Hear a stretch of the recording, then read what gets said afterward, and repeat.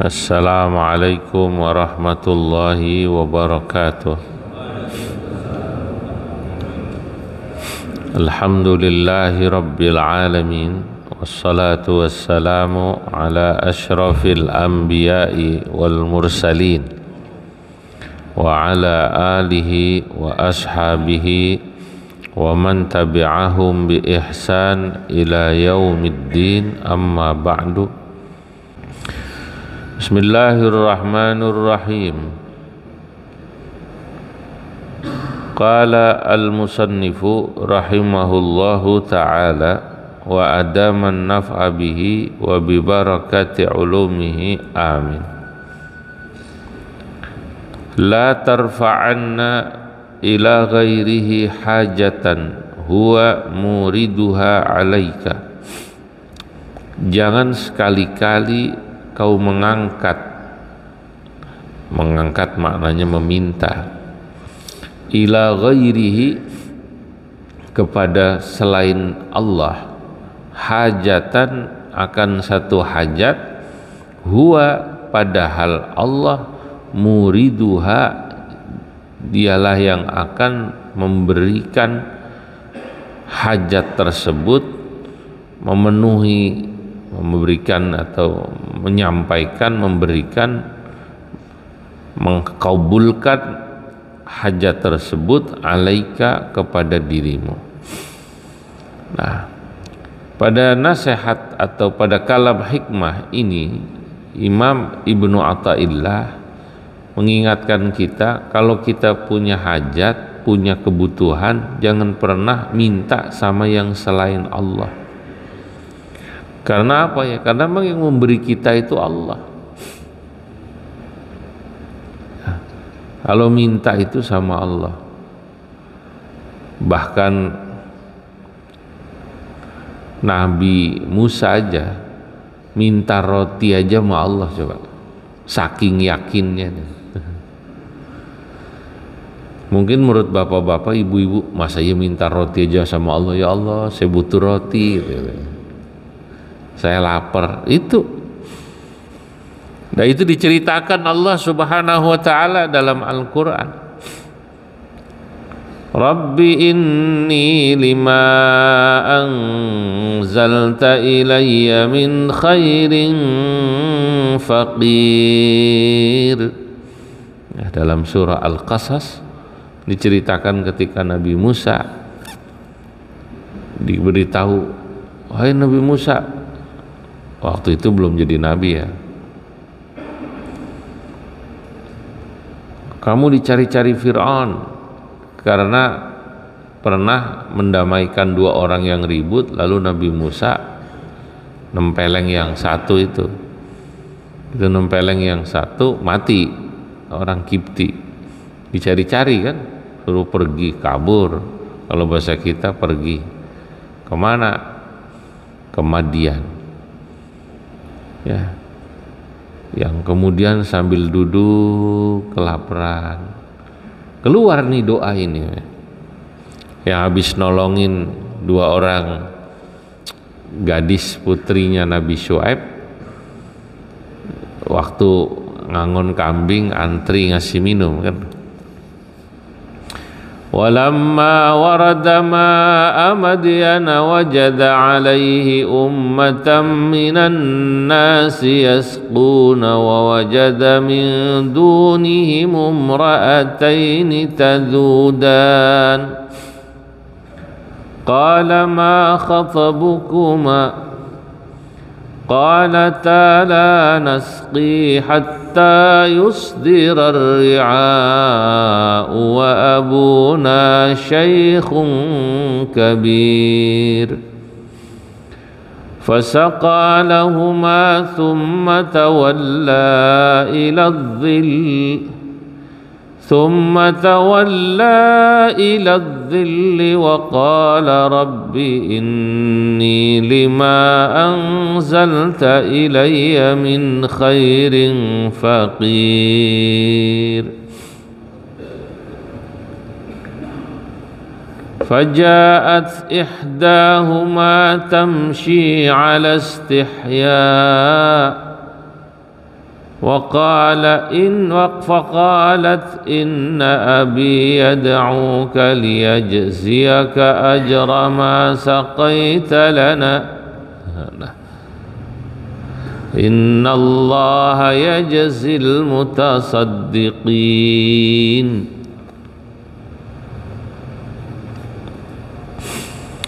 Ketika Nabi Musa sampai ke Madian, walamma warada ma'a Madian, dan di Madian itu ada sumur tempat orang Madian ngambil air.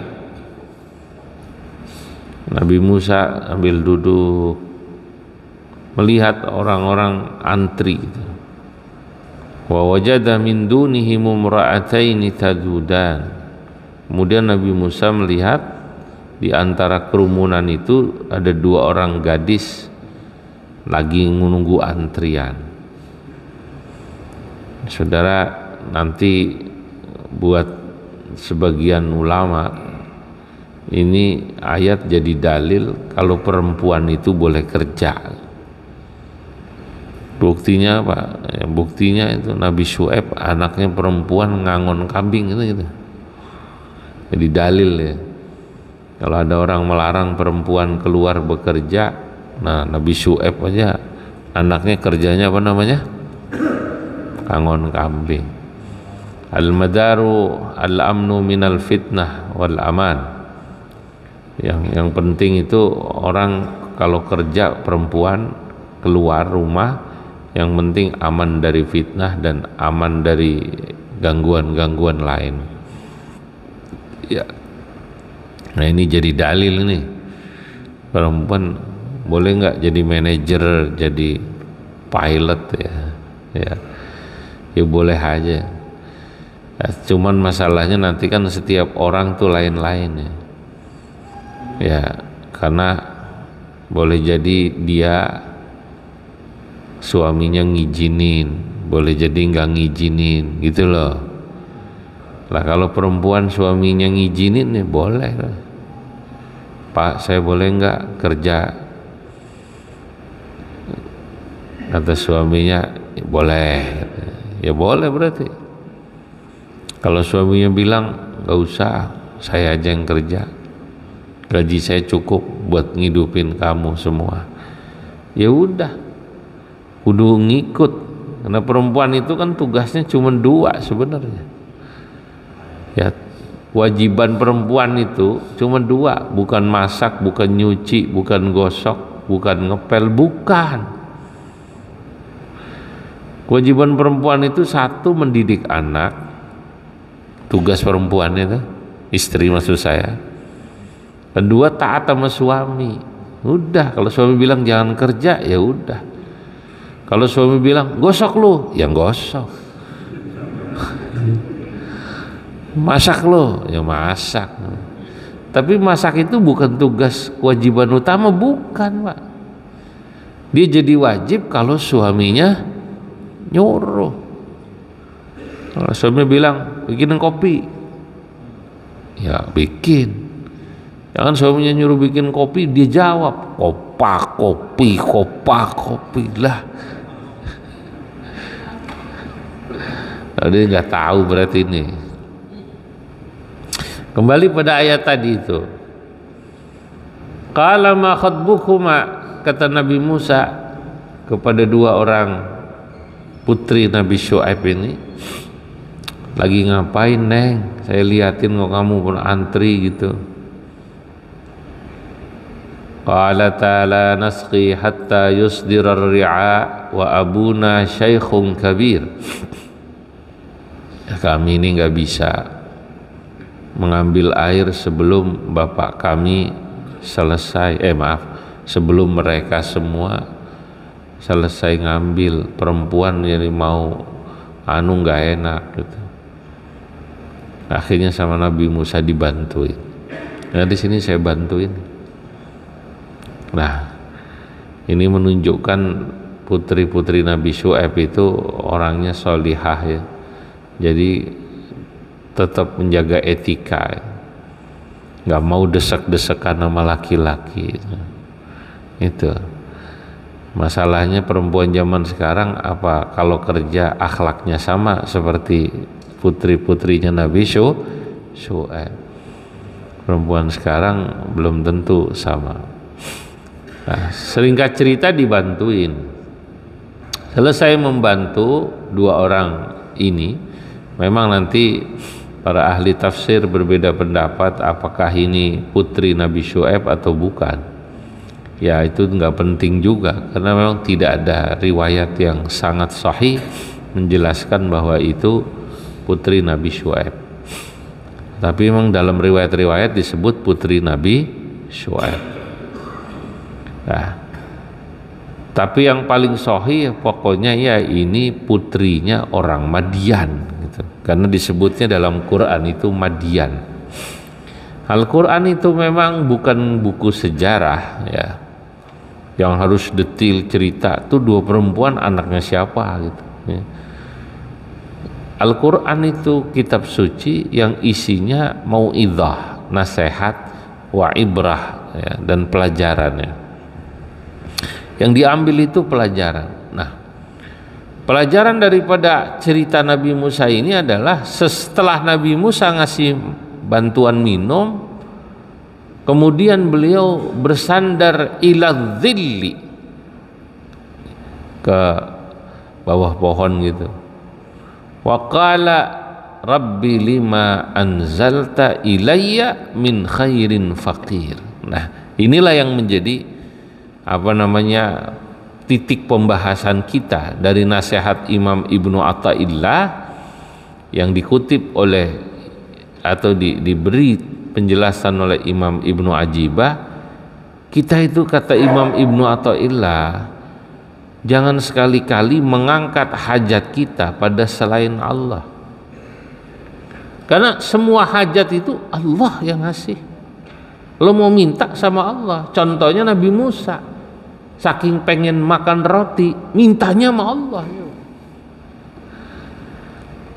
Nah, sambil nyender itu Nabi Musa doa, Rabbi inni lima anzalta ilayya min khairin faqir. Rabbi ya Allah, lima anzalta ilayya min khairin faqir. Rabbi inni lima anzalta ilayya min khairin faqir. Ya Allah, saya butuh sekali makanan.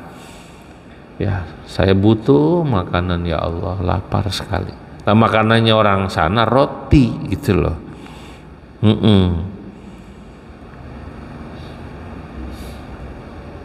Gak lama datang gitu.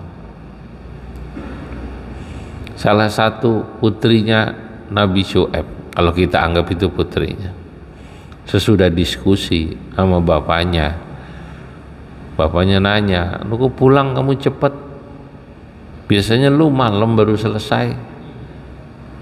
Dibantuin pak sama orang begini.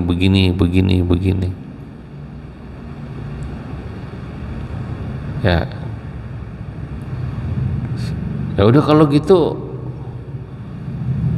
undang deh, terima kasih dah katanya.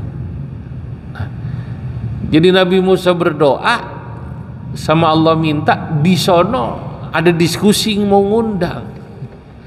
Nah, ini cara Allah Subhanahu wa taala mengabulkan doa hambanya itu, skenarionya indah banget gitu.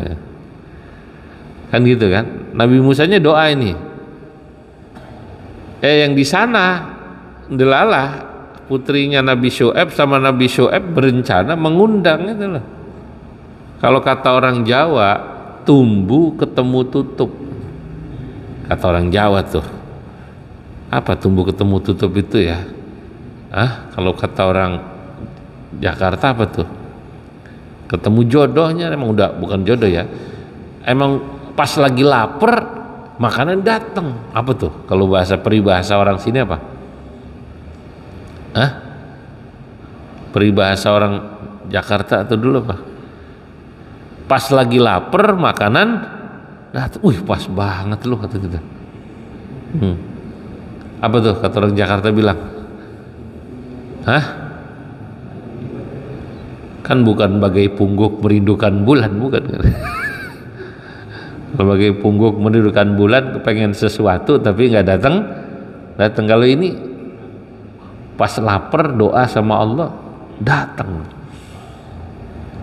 Lah, jadi cerita Nabi Musa ini, doa Nabi Musa ini itu menunjukkan bahwa kita tuh kalau minta jangan pada selain Allah, sama Allah aja. Bahkan pada hal yang kecil, apalagi yang gede. Ya, apalagi yang gede, yang kecil aja mintanya sama Allah. Jadi nggak usah malu. Wah, remeh amat Pak, pengen nasi uduk aja minta sama Allah. Ya Allah, pengen pecel yang enak, ya Allah, pengen makan pecel yang enak, misalnya gitu. Pengen makan apa yang enak, ya boleh. Nabi Musa aja minta roti, doa kepada Allah. Tapi memang ketika Nabi Musa minta itu sangat lapar gitu loh. Kalau kita kalau nggak lagi sangat hajat begitu, lu jangan aleman juga, lapar juga nggak begitu banyak, nggak begitu. Allah pengen kopi, ya Allah, padahal nggak begitu pengen banget, nggak lapar banget. Kata malaikat, gua gede lu, lama-lama lu aleman amat. Ya, konteksnya Nabi Musa itu memang sangat lapar Pak. Dari Mesir ke Madian kehabisan bekal, habis lapar. Belum ada yang kenal di situ. Ya, belum ada yang kenal. Mintanya sama Allah. Nah, kalau orang ya yakin itu pasti dikasih makan. Nah, kita lanjutkan pada nasihat berikutnya. Fakaifa yarfa'u ila ghairihi ma kana huwa lahu wadi'an. Fakaifa yarfa'u ila ghairihi ma kana huwa lahu wadi'an. Bagaimana kau bisa meminta kepada selain Allah, kata Imam Ibnu Athaillah, maka huwa lahu wadi'an, padahal Allah yang memberi kepada orang yang kau pinta.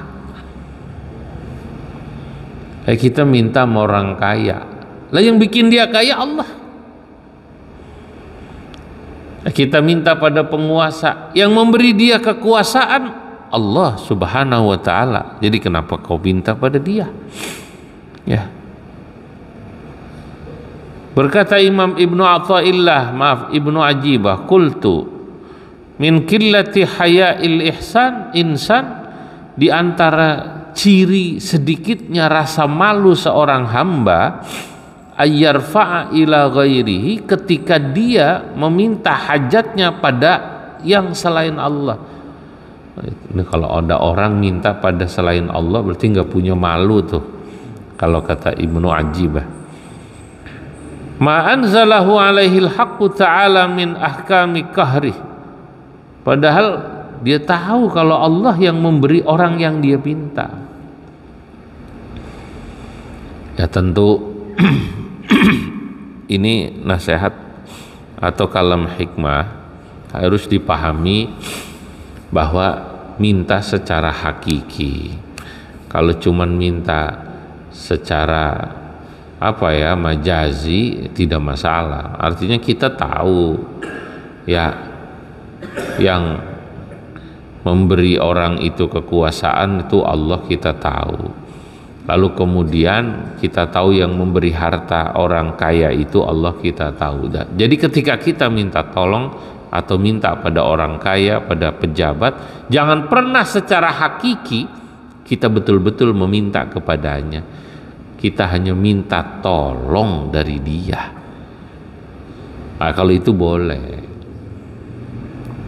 Tapi jangan di hati kita punya i'tikad, keyakinan yang nolong kita dia. Pak, kadang-kadang ada orang di kampung ngomong begini, saya kalau nggak ada dia mati saya. Nah, ada nggak suka omongan begitu? Saya kalau nggak ada dia mati saya. Ya tadi selama di hatinya tidak ada i'tiqad, keyakinan bahwa itu ucapan menunjukkan sesungguhnya kalau nggak ada dia mati. Ya itu ucapan-ucapan biasa Pak. Ya. Itu bahasa hiperbola saja. Apa istilahnya, bahasa hiperbola. Itu sama kayak ada seorang laki-laki cinta sama seorang perempuan dan sebaliknya, ya. Lalu dia bilang, hidupku karena dirimu, matiku karena dirimu, ya. Itu juga jangan diarti musyrik lo kata gitu. Lalu orang ditegur, katanya ngomong kayak begitu musyrik. Ya sama kayak tadi, wah gue kalau nggak ada dia mati gue, musyrik lo kata gitu. Ya itu bahasa hiperbola. Yang gak begitu, gue juga tahu la ilaha illallah. Itu cuman bahasa basi aja. Manusia kadang ngomong kayak begitu. Jadi kalau ada orang ngomong kayak begitu tuh jangan langsung musyrik lo, musyrik gitu. Saya kalau nggak ada dia saya nggak tahu orang. Saya kalau nggak ditolong dia, kalau saya nggak dikasih dia, kalau nggak dibantu dia, ya omongan-omongan kayak begini nih itu tidak menunjukkan hakiki yang penting. Yang penting hati kita tahu bahwa yang nolong kita, yang ngasih kita, yang menyelamatkan kita, yang menghidupkan kita, yang mematikan kita, hakikatnya Allah. Yang memberi kita, yang tidak memberi kita Allah. Jadi yang penting di situ, di hati kita nggak punya keyakinan bahwa yang ngasih makan kita si fulan, bukan. Yang ngasih makan kita Allah. Yang memberi rizki kita si fulan, bukan. Yang memberi rizki kita Allah. Itu yang paling penting tuh. Nah ini kan pokok ya, daripada tauhid di situ. Tapi kalau kita tahu bahwa Dia menjadi sabab rizki kita sampai. Nah itu, jadi sebenarnya semua makhluk ini adalah sabab saja. Sebab dikatakan oleh Imam Ibnu Athaillah, fa kaifa yarfa'u ila ghairihi maka huwa lahu wadi'an. Bagaimana kok bisa minta pada yang selain Allah, padahal rizki yang dimiliki oleh orang yang kau pinta Allah yang ngasih gitu loh pada dia.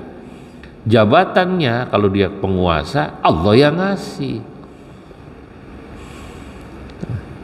ya. Gimana itu ayatnya itu yang suka kalau dipakai wiridan Nabi salat, ya, sebelum tulijul laila. Gimana Allah kalau mau ngasih, ya, wa tu'izzu man tasya wa tudhillu man tasya, ya. Kalau Allah mau mengangkat orang, Allah angkat. Kalau Allah mau merendahkan, Allah rendahkan. Nah itu.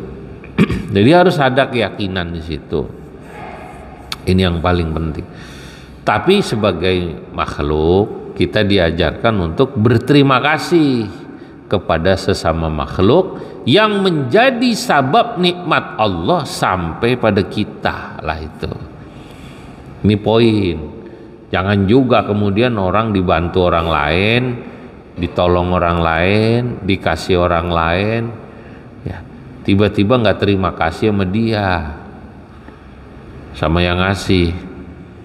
Udah dibantu, dikasih modal dagang, udah dibantu, diajak kerja, dimasukin kerjaan, terima kasih kek sama saya gitu, ya, nyenengin. Nggak usah ngebales lah, nggak usah ngasih duit saya, bilang terima kasih kek, nggak ngomong nggak apa. Nah, terus dia ngomong apa emang? Dia malah ngomong begini, Allah ini rezeki dari Allah bukan dari lu gitu katanya. Dia ngomong gitu, iya, kok bisa? Katanya kemarin ngaji kitab hikam begitu suruh ngajarinya. Waduh, repot juga ini. Jangan-jangan waktu ngaji nih nyender ngantuk dia ini, kayak jangan-jangan dia. Jangan-jangan begitu. Gak mau terima kasih karena katanya hakikatnya yang memberi rizki Allah. Lah susah deh ketemu orang begini nih katanya. Al-ahmak. Kalau kata orang Jawa, pekok. Apa namanya? Pekok, udah kaku, susah dah. Nah orang itu harus tahu dia harus berterima kasih pada orang yang menjadi sabab nikmat Allah sampai pada dia. Siapa orang yang jadi sabab? Ya banyak, orang tua. Nah, anak itu begitu hebatnya kayak apa? Itu sabab orang tuanya. Dia bukan siapa-siapa. Dia nggak akan bisa jadi pegawai, nggak bisa jadi menteri, nggak bisa jadi gubernur, nggak bisa jadi camat, nggak bisa jadi lurah, nggak bisa jadi presiden, nggak bisa jadi kiai kalau bukan karena orang tuanya. Dia lahir dari batu. Dia pikir lahir dari mana namanya? Batu. Ya emang dia tahu-tahu gede gitu, hidup langsung pinter, hebat gitu. Bukan siapa-siapa dia. Nah ini, makanya kalau ada orang kok masih minta dan berharap berpegangan kepada selain Allah, kata Imam Ibnu Ajibah, dia tidak tahu malu. Dia tidak tahu malu. Allah akan murka jika ada hambanya justru meminta pada selain Allah. Nah, makanya dalam satu syair seorang ulama berkata begini, la tas'alanna bani adama hajatan wasalil ladzi abwabuhu la tuhjabu Allahu yaghdabu in tarakta su'alahu wa bani adama hina yus'alu yaghdabu. Saya ulangi ini syair itu memang enak dibaca. La tas'alanna bani adama hajatan, la tas'alanna, jangan sekali-kali engkau meminta Bani Adama kepada manusia hajatan, akan hajat dan kebutuhanmu. Maksudnya jangan sekali-kali minta itu punya keyakinan yang bisa nolong kita cuma dia gitu loh. Kalau minta tolong boleh, tadi kan jelas ya. Ini harus clear, ini harus clear. Ini yang dimaksud itu wilayah i'tiqad. Oh, keyakinan yang bisa nolong dia, enggak. Bahkan kalau orang yang sudah sampai ma'rifatnya kuat, tingkat dia mengenal Allahnya sangat kuat, dia akan sangat memahami gitu. Bahasa gampangnya gini, saya mah udah tahu nih, dia pasti bantu saya, gak usah minta juga. Itu berarti udah kenal, berarti sama kayak istri udah sangat kenal sama suaminya gitu ya, itu dia nggak minta pun suaminya ngasih gitu. Nih mak, ya dia nggak minta suaminya ngasih gitu loh. Sama kayak suami yang udah kenal istrinya, dia pulang dari masjid nih nggak pakai minta, udah disiapin apa namanya, kopi ya. Nah, terus kalau ada suami pulang minta kopi, bininya jawab kopa kopi. Ini berarti yang nggak kenal nih lakinya apa bininya nih kira-kira. Ada yang nggak beres ini berarti. Nah, ya betul. Kalau yang kenal nggak pakai ditanya, udah disiapin. Babanya nih kalau pulang dari masjid senangnya apa namanya? Kopi. Temennya kopi apa namanya? Pisang goreng apa roti. Berarti udah kenal. Jadi sesungguhnya hubungan atau relationship kita dengan Allah itu ya mirip, kalau saya ungkap apa ya, perumpamaan seperti hubungan kita suami istri, anak bapak orang tua, atau orang tua sama anak. Kalau yang udah kenal itu sama seperti udah ma'rifat ya. Yang udah ma'rifat, udah kenal, udah tahu. Dia pulang pasti di rumah udah disiapin apa namanya, kopi ya. Bahkan kadang-kadang istrinya saking sudah kenal sama suami hajatnya, tetap nyiapin kopi dan roti walaupun ternyata suaminya bisubuh di sini disiapin atau diajak apalah makan orang. Pak kopinya pak, iya udah diajak tadi di sono gitu. Tetap istrinya makrifat sama suami. Nah kalau ada suami pulang minta kopi, dijawab kopi, berarti ini yang nggak makrifat ini istrinya apa suaminya, kira-kira nggak kenal suami. Ya, nah maksud saya begitulah juga. Ada hambanya yang tidak kenal dengan Allah Tuhannya. Tidak kenal itu tidak makrifat. Kalau bahasa gampangnya, lu nggak hafal lu ya sama Tuhan lu. Tuhan lu itu lu nggak minta aja ngasih, apalagi lu minta. Lah kenapa kau minta pada selain Allah? Makanya la tas'alanna bani adama hajatan wasalilladzi abwabuhu la tuhjabu. Jangan sekali-kali kau meminta pada yang selain Allah, mintalah kepada dirinya Allah. Abwabuhu, yang pintunya la tuhjabu, tidak pernah ditutup. Allahu yaghdabu in tarakta su'alahu.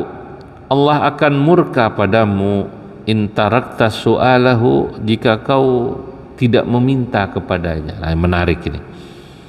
Kata sang ulama dalam syair ini, kita kalau nggak minta sama Allah, Allah malah marah.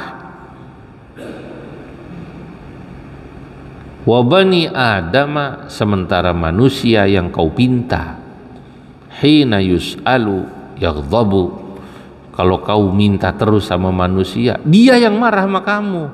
Lu aneh, lu seringnya minta sama orang yang kalau kau pinta malah marah. Mestinya kau minta sama zat yang kalau kau tidak meminta kepadanya, Allah murka padamu.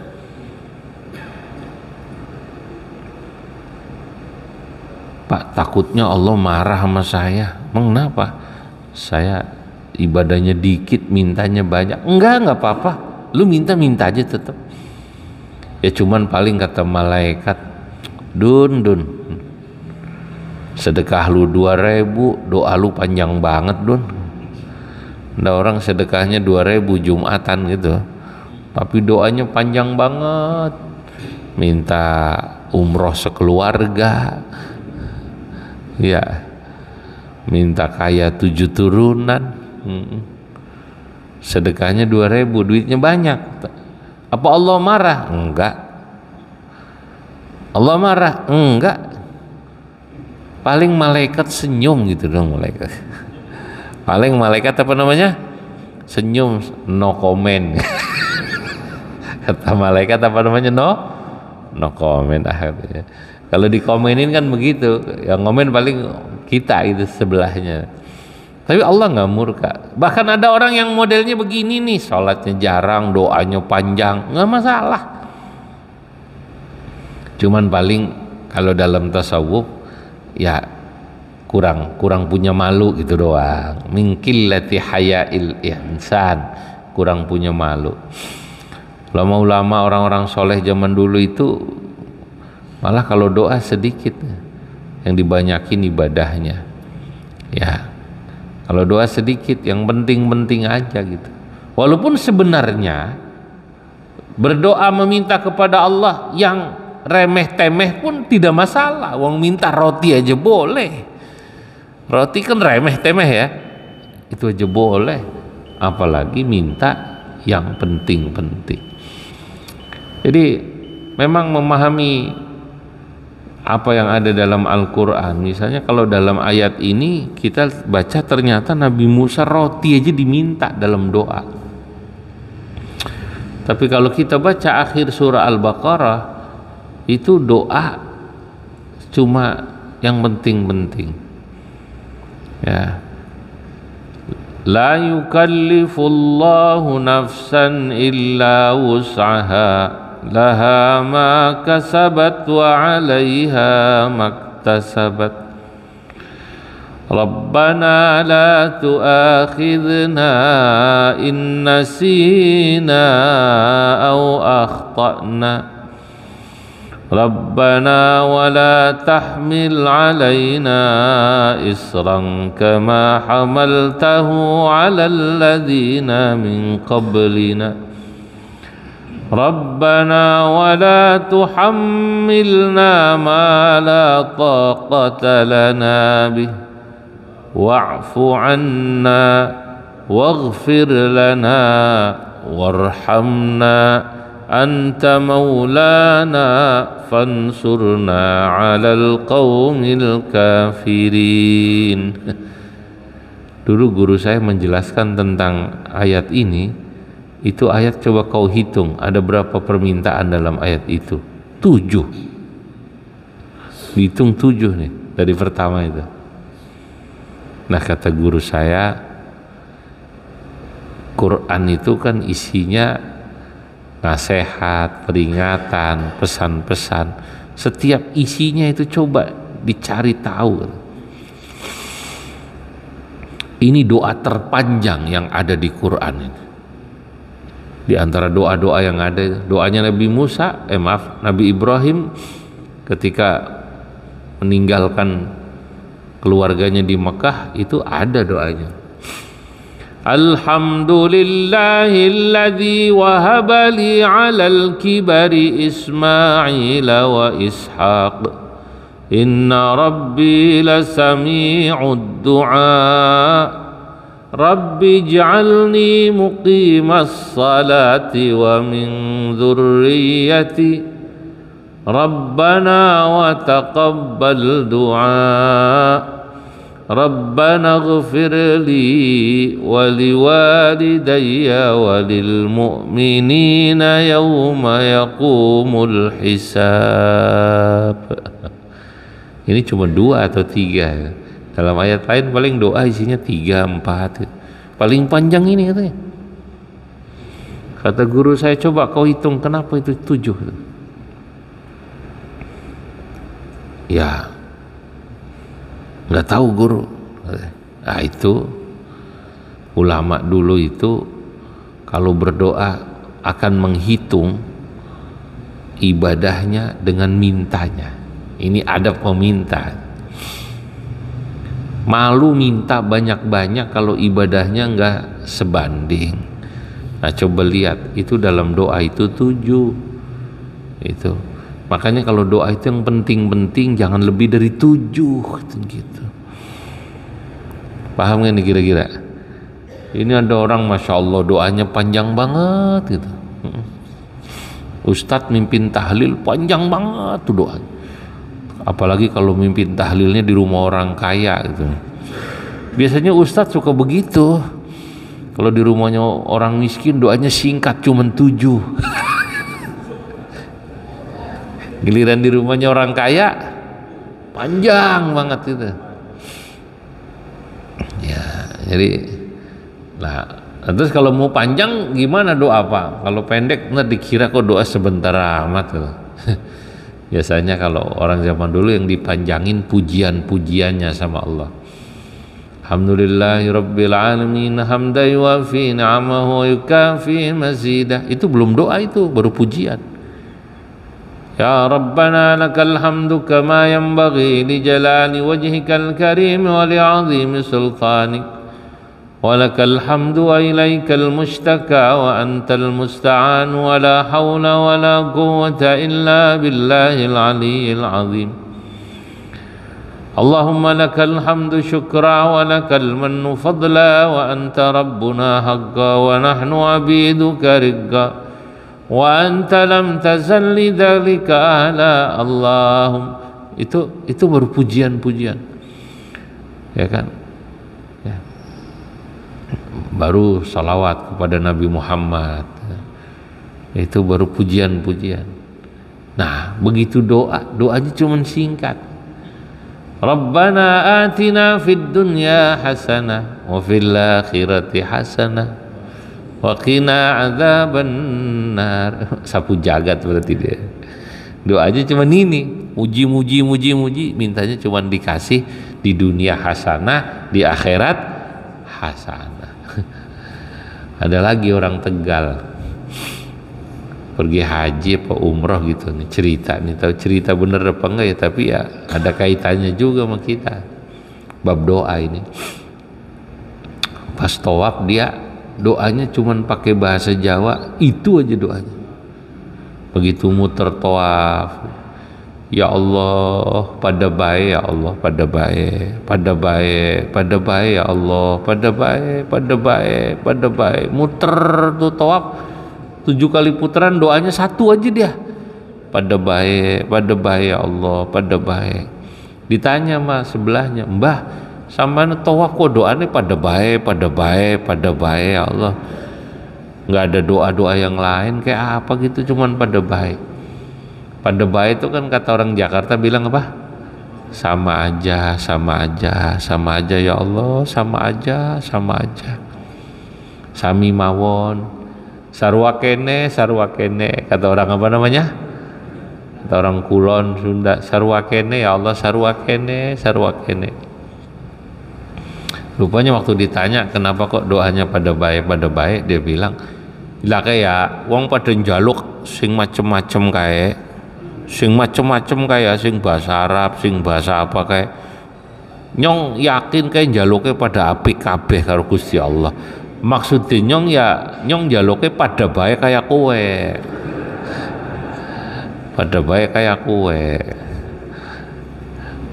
Itu semua orang katanya minta macem-macem pakai bahasa Arab yang macem-macem, pasti mintanya bagus-bagus katanya. Dia punya keyakinan. Lah saya mintanya sama kayak dia semua gitu. Masa iya Gusti Allah ora paham? Apa gak keren coba tuh orang Tegal kata dia. Masa iya katanya Allah gak paham kata dia. Keren banget ini. Ya. Bisa dicontoh ini. Dalam konteks tasawuf dia doanya gak macam-macam, gak panjang-panjang, satu aja gitu. Pada baik ya Allah, pada baik. Saya mau tanya, kalau ada orang tawaf doa begitu, tawafnya sah apa enggak? Sah apa enggak? Sah, karena tawaf itu yang wajib muternya pakai badan kita, bukan doanya. Orang tawafnya ya, mau baca Quran sah, mau sholawatan sah, mau nggak baca apa-apa diem aja sah, apalagi masih pada baik masih lumayan itu. Pada baik ya Allah, pada baik. Aduh, lawan orang Tegal itu berat ya. Sama kayak lawan orang Madura berat itu.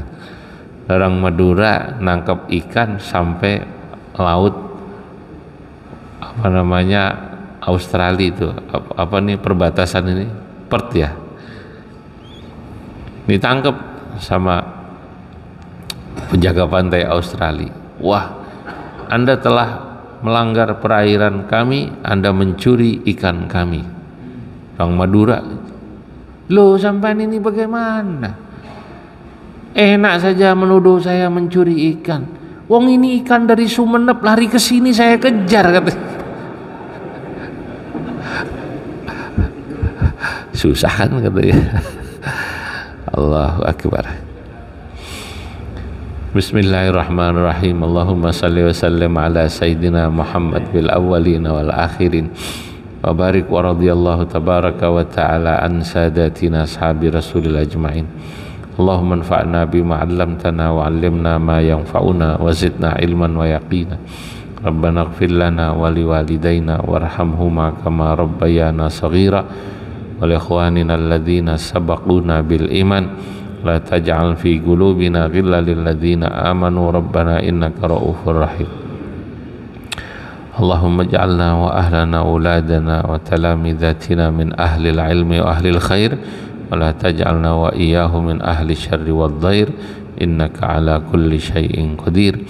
Wa sallallahu ala sayyidina Muhammad wa ala alihi wa sahbihi wa sallam walhamdulillah rabbil alamin. Assalamualaikum warahmatullahi wabarakatuh.